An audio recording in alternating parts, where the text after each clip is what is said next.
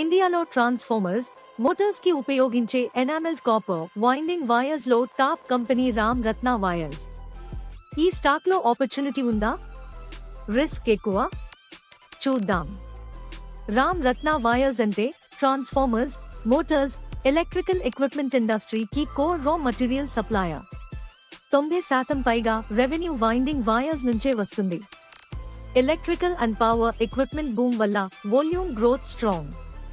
Q2 ఆర్థిక సంవత్సరం 2026 ఆదాయం 1,163 కోట్ల రూపాయలు. ఇది ఒక రికార్డు స్థాయి. గత ఏడాదితో పోలిస్తే వృద్ధి +24%. పన్ను తర్వాతి లాభం పాట్ 21 కోట్ల రూపాయలు +30%. అయితే లాభాల మార్జిన్ తక్కువగా ఉంది. ఆపరేటింగ్ లాభాల మార్జిన్ కేవలం 4.7%. ప్రధాన ప్రమాదాలు ఇక్కడ ఉన్నాయి. అధిక వాల్యుయేషన్ PE 41 రెట్లు, పరిశ్రమ సగటు 19 రెట్లు. అప్పు పెరుగుతోంది. FY25లో దీర్ఘకాలిక అప్పు దాదాపు రెట్టింపు అవుతుంది.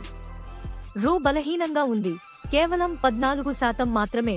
పోటీ సంస్థల పనితీరు మెరుగ్గా ఉంది. రాగి ధరలో అస్థిరత, లాభాల మార్జిన్లు రాగి ధరలపై ఎక్కువగా ఆధారపడి ఉంటాయి. 5 సంవత్సరాల అమ్మకాల కేగర్ 27%. పవర్ మరియు ఎలక్ట్రికల్ కేపెక్స్ నుండి బలమైన డిమాండ్.